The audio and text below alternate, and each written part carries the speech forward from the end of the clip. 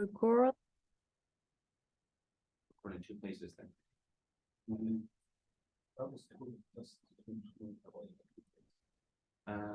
I don't think we need to. We didn't do that for anyone else. So if one of you hits record, it should be okay. Okay. Yeah. That's Yeah. I think it's probably. ¿Le has dado ya a record? Okay. Is it working, Carmen? Yeah, it says it's recording Okay. and now it's working. Okay, let's give you that. Let's try. Let's- Okay, sorry about this. So, for the new joiners, hello everyone. Hello, you are just in time because we didn't start yet.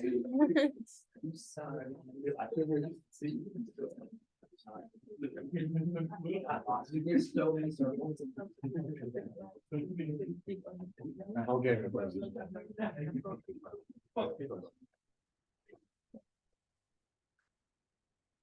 Okay, well now, for real, hello everyone, welcome to the workshop by Moody's. This is my colleague Ricardo and my name is Carmen. And today we're gonna tell you a little bit about how quantum and Moody's match. Some of you may know what Moody's is, but probably are wondering what do we do in the quantum team inside this company. And for those of you who don't know exactly what we do at Moody's, we're also gonna explain that, just in case. Then we're gonna give some hints on what the challenge is about. We cannot reveal what the actual challenge is, but we will give you some hints on the kind of problem you will be thinking about, the things you will be learning during the challenge, and also tools and techniques that you may want to look at before tomorrow. And finally, we would also like to mention that we have some open internship opportunities. So for any of you who are interested in doing an internship this summer, you are welcome to apply. And this is the team that will be here during the event, plus another person that I just learned that is coming. So there will be two people from human resources that are Rhonda and Daniel, and they are specialized in campus recruiting for early career candidates. And then Ricardo and myself, we are working in the Quantum Task Force. That is a small team inside the innovation department. And our role is that of an applied researcher in quantum applications. So what does Moody's do? Some of you maybe have heard of it when in the news they are talking about the qualification on some bonds, on some companies. The ones that are reliable for doing business, they got this AAA kind of rating, and others got worse ratings. So this is what historically Moody's is most well known for. It is a US-based company, over 100 years old. And actually the part that is historically more older is what we know as the rating agency. But Moody's has grown a lot during these over 100 years, and we have also transformed ourselves. So now we have also grown a lot through acquisitions, because we are not just in the business of rating, but our mission is to empower decision makers to make better decisions. So we are this third impartial party that whenever two entities want to do business with each other, we provide transparency and tools to determine what is the risk associated with doing business. So this is why we define ourselves as an integrated risk assessment firm. And there are many kinds of risk that we can be exposed to. There is risk associated to criminal activities. There is risk associated to credit. There is risk associated to climate, to cybersecurity, etc. And we don't want to look at each of these risks in silos, but we also know that they influence each other. So this is why we want to have an aggregated view of risk. And as you can imagine, this is not an easy problem. We need to accurately model how reality evolves in all these cases and all the correlations that happen among all these kinds of risks. And this is why we have a very big focus on research and insights. we rely on data and information to make our estimations on what's going to happen. And we have built a marketplace of tools for risk management so that our clients can use them for decision making.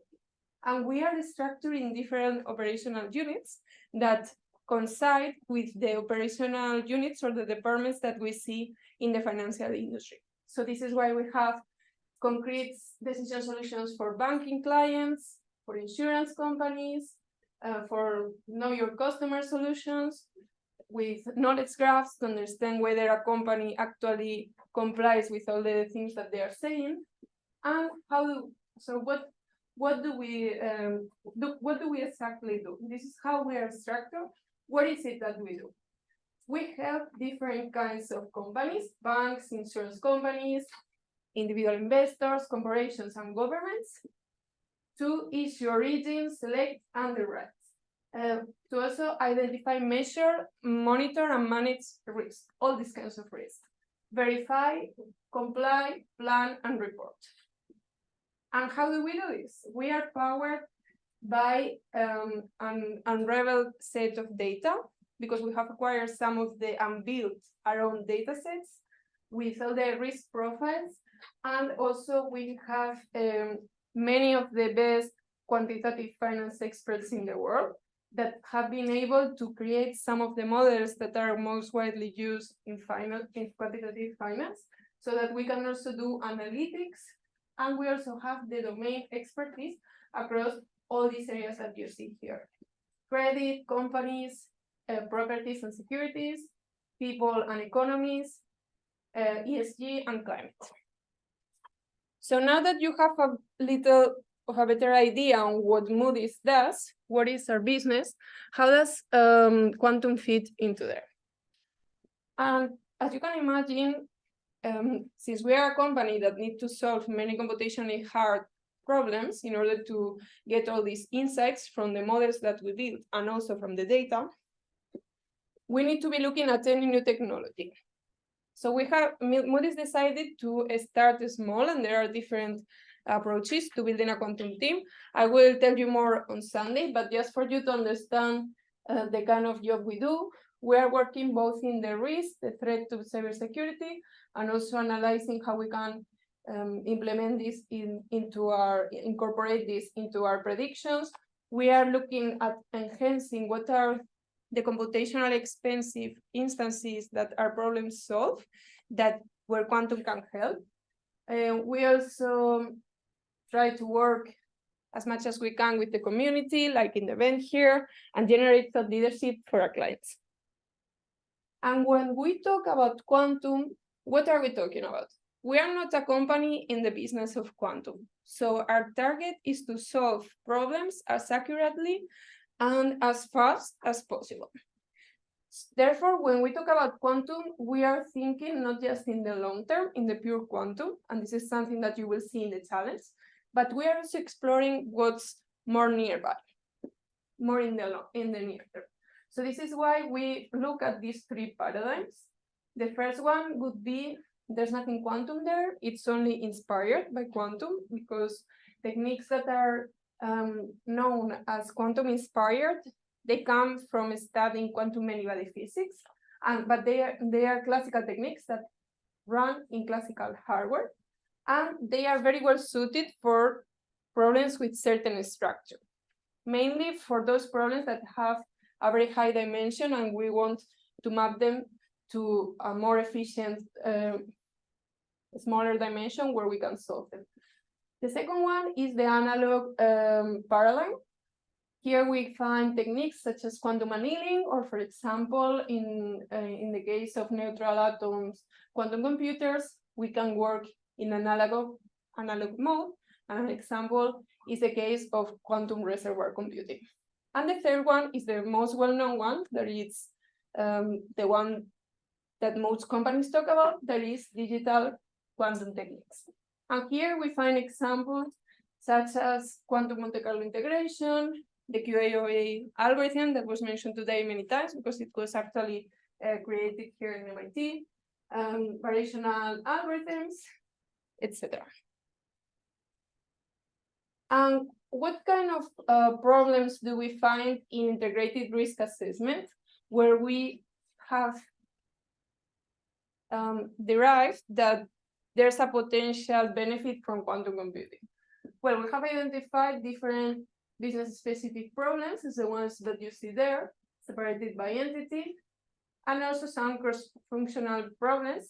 For example, the explainability from quantum-inspired techniques, that is a good alternative to the black boxes that are found in deep learning, because this is a very high regulated field. So in finance, you cannot just make computations and say that this is what your model got. There are regulatory bodies that provide guidelines, and what they ask from companies is that you need to be able to replicate and to explain how you got each of the computations. So this is why, for example, we need explainability. And now I'm gonna hand it over to my colleague, and he's gonna explain you some hints of what the challenge is about. Thank you, Carmen. That is right. I'm not going to exactly reveal the really specifics of the challenge. We'll go through that in the notebook if you access this challenge. But what is this challenge about? We're gonna tackle a very classic problem in finance, which is portfolio optimization. Many people here in the room are familiar with portfolio optimization, or at least have a basic idea of what it is? Okay, a few hands raised. Okay, just so you know, portfolio optimization is just a mathematical way of making a decision about what mix of investments, given a basket of financial instruments, what is the correct mix when I'm trying to balance off risk and return. There is an inherent trade-off between risk and return that you need to sort of balance it out, and you cannot escape it.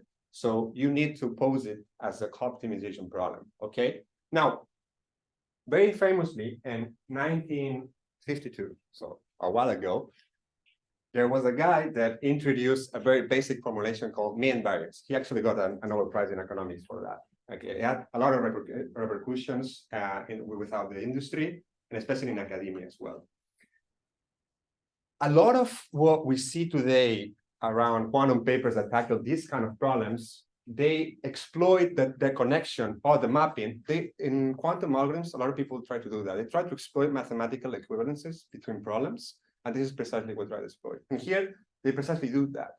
The discrete version of the mean variance problem, which is this basic formulation, okay, of an optimization problem where you're trying to optimize risk and return, handles itself very well to what is called an Ising Hamiltonian model that appears a lot in physics. Maybe a lot of you have physics background and have heard about, have in your mind the mapping of a Hamiltonian of an Ising model, probably. So it maps very well the mean variance. But what happens? So throughout the last years, a lot of people have tried to tackle this problem with quantum techniques, of course. But there is a caveat. In the industry, the mean variance problems, it is heavily criticized. It has a lot of caveats. It is not a super flexible model for the kind of problems that we tackle in industry. What happens? In reality, the mean variance makes a lot of assumptions about how the returns, so how the prices move in the financial markets. It makes a lot of simplifying assumptions to make the models more tractable.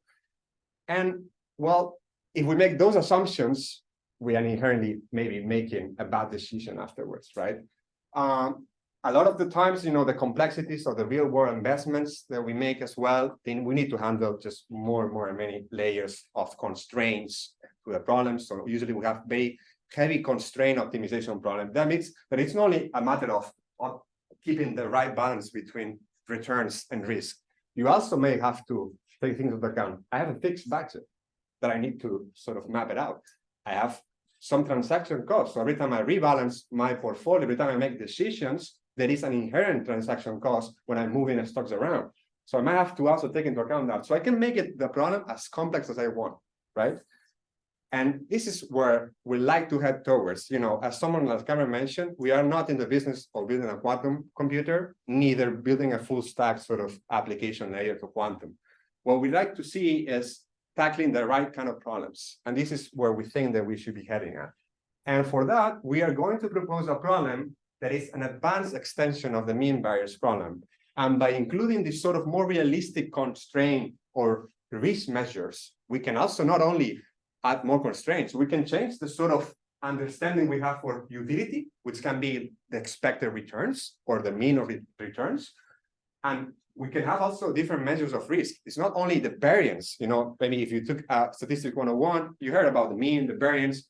Okay, those are really good proxies, maybe for the volatility that is associated with your particular optimization problem, but there might be other more convenient risk measures. And we are going to explore that in a very particular way. So we're going to propose a problem that we believe is much harder. It is indeed much harder than the mean variance. In fact, if you remember for today's talk from William Oliver, he put 3 bubbles and tried to find what are the most useful problems for quantum, right? And one of the bubbles was representing classical algorithms that are really competitive or that are already very fast. Well, it turns out that for the mean variance problem, the very basic formulation, it can be solved with convex optimization techniques. And convex optimization can be resolved in polynomial time. So we already have a pretty much efficient algorithm for solving the basic formulation of the mean variance, which means that there is no room for a quantum algorithm to be competitive there because we have the best of the best in the classical alternatives. Okay, so that's why we're heading towards these problems that lead to a more computational challenge and resulting in NP hard when we try to add more dimensions, more constraints, or more complicated views of risk. Okay. I'm not really revealing anymore, but now you have a proper idea of what sort of problem you'll be looking at. If you maybe took some classes of numerical optimization and you're familiar with terms like non-convex optimization, mixed integer programming, we're gonna dive into that world a bit. So maybe, I don't know if that gets you excited or not. I would love to participate. And we're gonna be participating as well. I have a picture here. I don't know, maybe if you wonder what is all this picture about, what are these dots, what is this sort of curve in red that I draw here? This is the inherent trade-off there is between risk and return. And you actually see it's not linear, right? It's sort of this curve right here. And we actually like to be on the efficient frontier. We like the output of the optimization that is a mix of the portfolio corresponding to these dots. We like these dots to be, somewhere around here that represents this sort of more optimal way to solve the problem. Okay, so just you have an idea that we might be reproducing some of these plots in order to check that our solution makes sense or not. Okay. So let me summarize a bit the learning objectives on how I foresee what you get to learn in this challenge. Okay. First of all, tackle an industry-grade problem. So this is something that we'll really like, that there are classical alternatives by this, but I've seen classical algorithms taking hours and hours for medium to large problem sizes. So quite expensive to do classically because of this NP hardness associated with this extended formulation, okay? You will get to see what are the current also bottlenecks of the quantum techniques. We heard about the quantum computing is not there yet, but you will see what are these limitations. Where is can I sort of see what how much can I simulate today? How much can I really solve with my computer today? You'll get to see what is, because we're gonna make sure that you reach that limit of this in order to sort of see what sort of problem we face in the industry as well. And finally, you'll get to think about probably, doing some resource estimation, right? Thinking about maybe even conducting some small scale simulations and running on different quantum simulators, quantum backends through the QRate platform as well. You will have access to run some of the small scale. We, of course, cannot run very large instances of this problem, but it is fun to see where we can obtain some scaling studies or some scaling graphs for this particular problem as well. So I think that's a really good opportunity, even though, we like to tackle something fully, completely, but it's as it is, it's possible to fully tackle the problem. at its biggest size, okay? What are the sort of relevant techniques that you will get to see? You will get to encode the problem, firstly. So you will work on that, encoding the problem in a quantum-friendly way, let's say. Then you get to build a classical solver, right? That will set you up very well to continue on working with other quantum techniques like quantum annealing, the iQuHACK, it was mentioned today, the iQuHACK, okay? It's one of the most promising variation alternatives to solve combinatorial problems of this kind on actual noisy quantum devices. So you'll get to see, and if by now you might realize that we are not restricting to any particular technique, any particular kind of quantum simulator. You know, you'll see tomorrow if you access to the challenge, you know, all the sort of tutorials that we try for you to learn about and to access, so you can have as much freedom in order to tackle the problem as any and walk through any of these paths. You know, so we are not forcing you to walk a certain line, okay?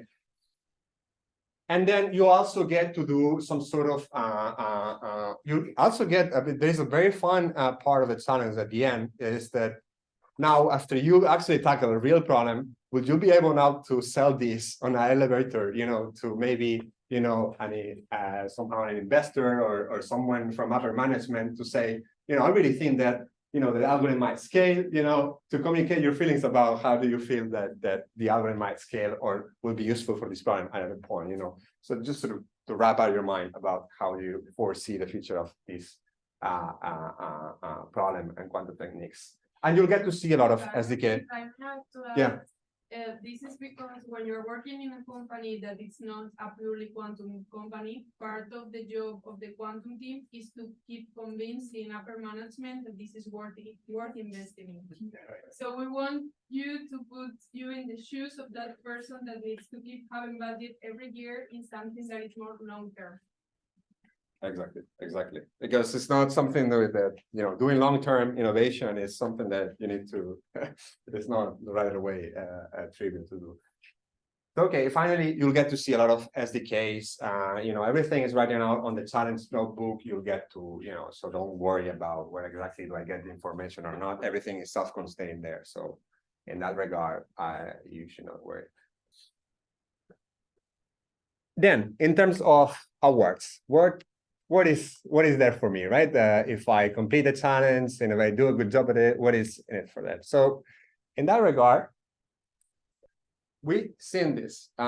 This problem has not been studied yet from, let's say, the perspective of the quantum application research community, has not been explored yet. So there's a real chance, or maybe if we think we have obtained something useful and something meaningful, or maybe we've seen some meaningful results, there's also a possibility of publishing results, okay? We think there's a real chance there. So maybe doing some paper, you know, might be an end, and we'll be willing to do that as well. Also, as Carmen was saying, we are offering summer internships. So for the winners of the challenge, we'll be considering them as potential candidates, and they will climb up the ladder of internship in the internship application. Okay, and we are not guaranteeing 100% that you will get, you know, the internship opportunity, but you will be likely ranked very high. Okay, because we foresee optimization as an opportunity to keep on, and we think that a lot of financial asset allocation or portfolio optimization problems, there's a lot of variety of them, and we foresee that as being a stream of research that we like to continue and keep on. Okay. And finally, we also, you know, we do a lot of outreach as well, and we try to always actively, you know, promote our landing page and write white papers and blogs. So you have to, you know, you'll get to see your name, you know, out there as well. So it would be quite interesting from that perspective. So this is the sort of things that, you know, I think that we promise to help you and that I think that there are quite good opportunities in that regard. Finally,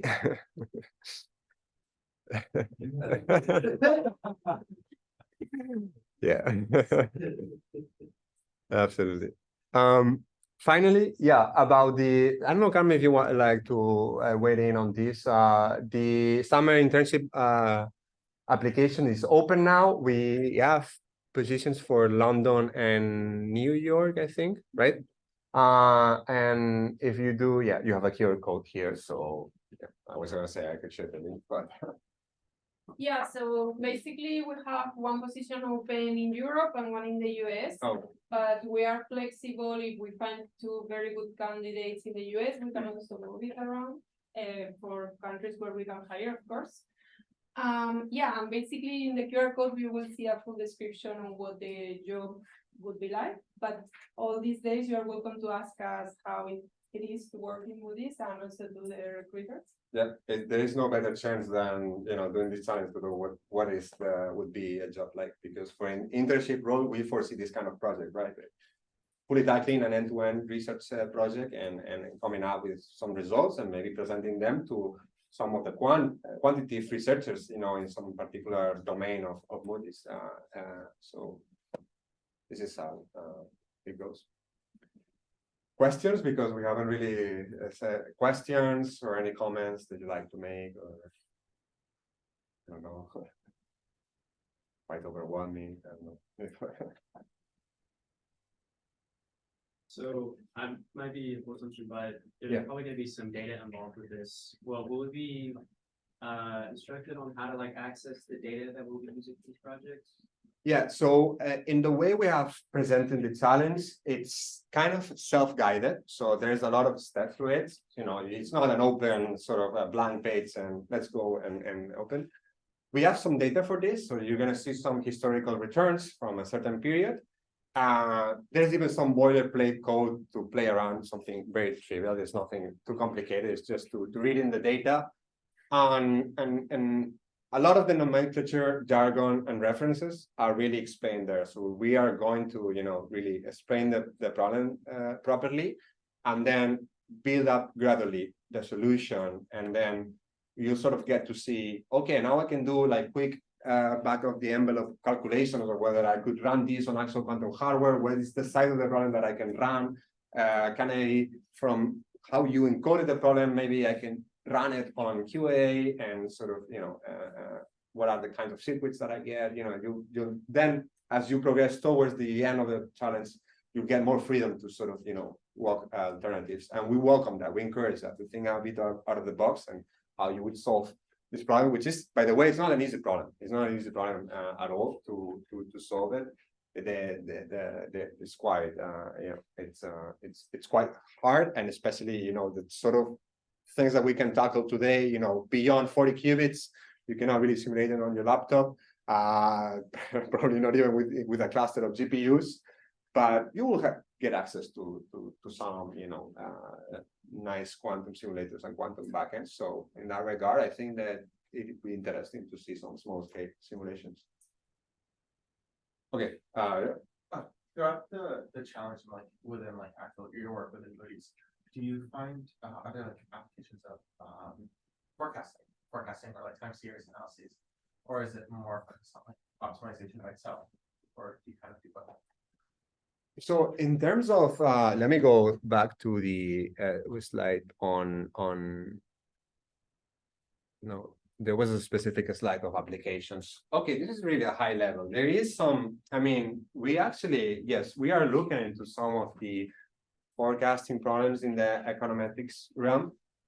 In that regard, I don't say there's a big contender in terms of a quantum algorithm that exploits the structure of a forecasting problem, and there is a very sort of exactly probable result that we can sort of utilize to make forecasts better. One of the things that the financial markets are sort of this big chaotic engine, and forecasting there results into sometimes ill-defined problems, right? Because it's simply, there's simply no way. What we can maybe look at there is a very high dimensional or large economic models and try to reduce the complexity of those models. But forecasting by itself is not, I would say, the biggest contender for, to be applied with quantum computing. But there's definitely people trying out those kind of things, but they've been a bit quiet as well. So probably not a good sign of that. Yeah. Do you have like functions to do back testing on your historical data, or do you have to implement those? Functions to read in the data. To do the back testing, like if we have Oh, created a portfolio, like well, okay, so in terms of, there's really no a strong reason to build a backtest, but you could do so in terms, because we're gonna give you a period of a range, a data that is lives within, I think there are weekly returns, so you get to see even a period of a few years, I don't know, 3 to 4 years, I think. So there's definitely not a whole lot of data points, but you could very much build a backtest, but I mean, but assessing the performance of that, we also leave a bit of freedom in terms of how you like to assess the performance, because there's not a unique way. You could build a backtest and sort of see how your algorithm works throughout specific periods of time where you are rebalancing a step, or you might as well just sort of, the model is not going to be static, right? Based on how the market is moving, you're going to have to tweak even your parameters as you go along. You could employ both methods. You could just have a static view, so just compute the portfolio for a fixed horizon, let's say, in a fixed horizon, or you could build something that is more dynamic and try to prepare. I mean, building the dynamic backtest is something that it's going to take a bit of working and workarounds. So we haven't really specifically doubled down on that. But you're welcome to do so if you think that's a proper way to benchmark the problem. Or the So solution. maybe you can tell them about the step where they can check the metrics and compare with what they got. Oh. We're not revealing anything. Yeah. There's certainly a step where you are computing certain metrics that we tell you that they are going to be convenient, right?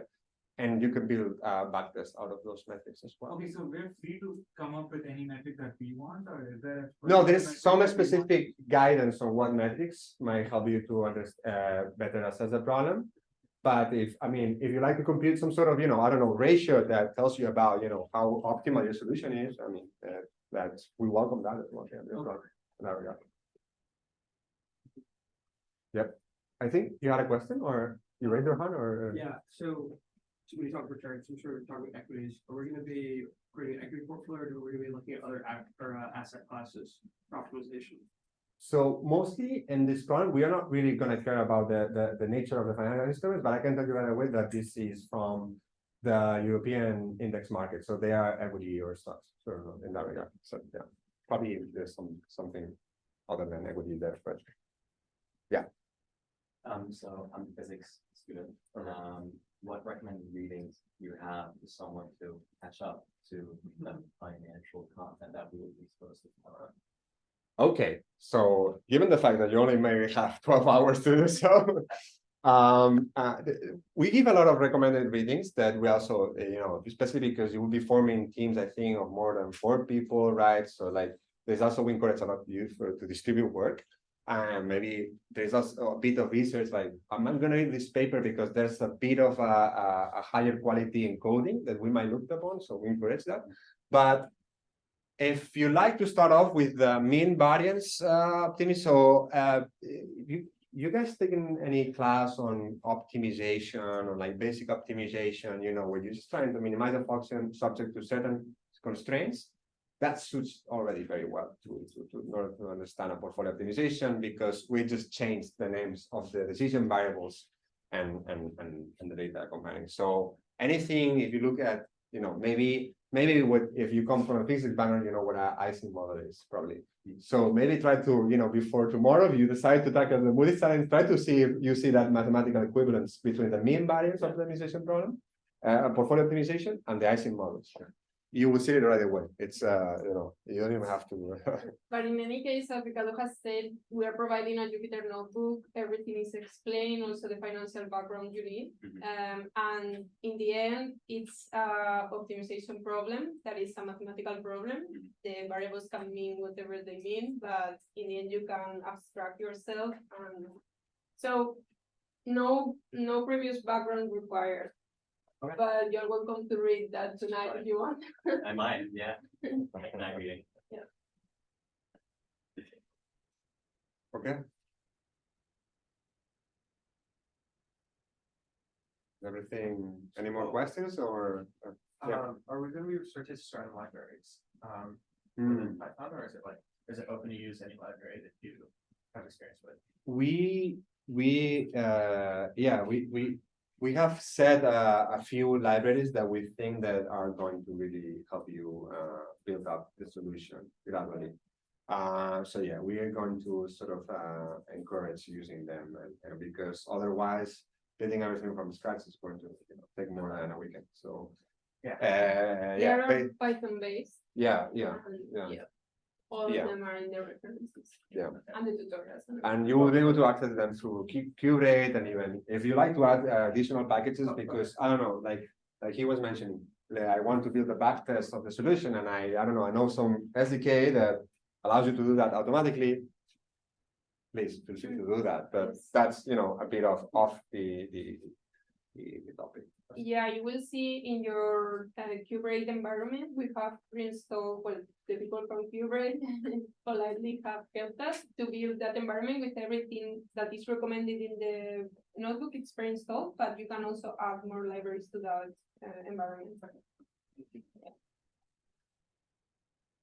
And yeah, in terms of resources, it's cool that they have prepared access to different backends, including a GPU cluster. So, but everything is explained in instructions, and that's where we give you a lot of freedom to be creative. And there's no one way better than the other. We just want to see what you guys are capable of. Are we gonna see you guys tomorrow, or Sorry? will you guys be here tomorrow? Or- Yeah. Yeah, we'll be throughout the whole weekend. Yeah. Are you guys based in the New York office or different locations? Well, I'm in Zurich. And Yeah, I live in Barcelona. So. yeah. Oh, okay, nice. Yeah, we are quite spread for now.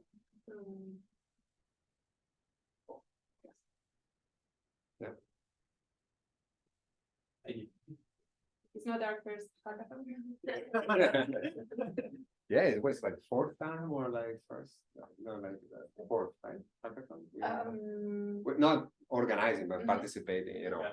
I mean, if you look at the panel of sponsors or companies that are participating, I don't know if you had, but you see Quandela, Quantinuum, IonQ, and you say, okay, these are all quantum companies that at least are building a quantum product or like a quantum hardware. What is Moody's from the finance domain doing here? Well, that's exactly. I mean, and in other hackathons, we've seen companies from the demand side rather from the the offering, right? Also doing, and I think that we contribute to finding these new applications, and we see a lot of that we sort of know we are the ones that know the problems the best. We know the best classical algorithms for that particular problem. So if you take that path of trying to look for these problems that have inherent complexity, and you think, okay, this is my quantum, maybe, if we find some structure that can be exploited quantumly, okay, maybe, in the classical domain, those problems don't appear so often, right? Quantumly, okay, if looking at things like the wave function of a molecule, okay, you've got that's something that is quantum in nature, right? But in finance, you don't come across this problem that has this much structure that can be exploited.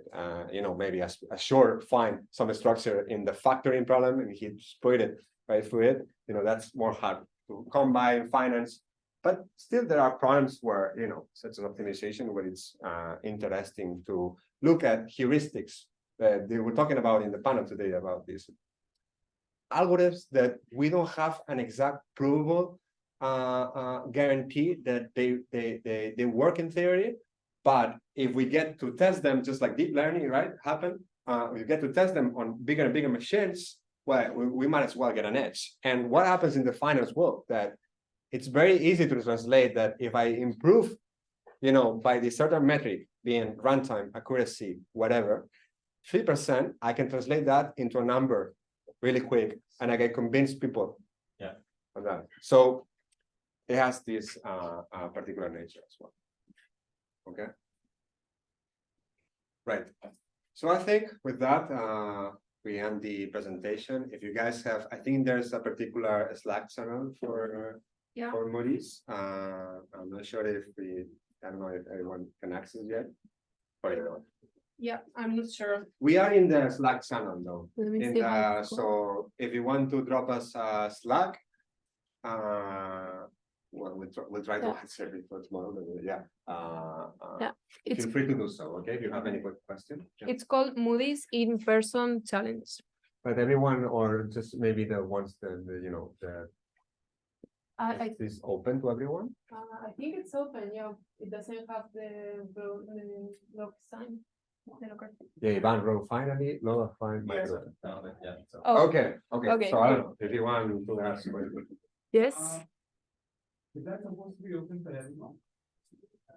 That's what I was wondering Hmm. myself, I mean, for the people who decide to join the channel, but also if you have, I mean, if you have questions today, we will be around. If you don't get to us, you can also drop a message there, and if tomorrow you don't join the challenge, you can drop. yeah, So- just don't drop a message for him because. Tomorrow is gonna be a long day, so let's get some. Okay. We're done here, guys. Thank you very much Yeah. for coming and Thank listening to us, and yeah, hopefully we see you tomorrow, right? Yes. Yeah. Quick, I'm so sorry. Mary, are you talking about anything? Mock trial? Yeah. No, okay. I thought it was difficult. Oh, it was good. Yeah, I thought I recognized it. I was like, it's okay. This one's fun. We must stop recording. Oh, okay. Yeah. I don't think that. Let's see. Yeah. Stop record.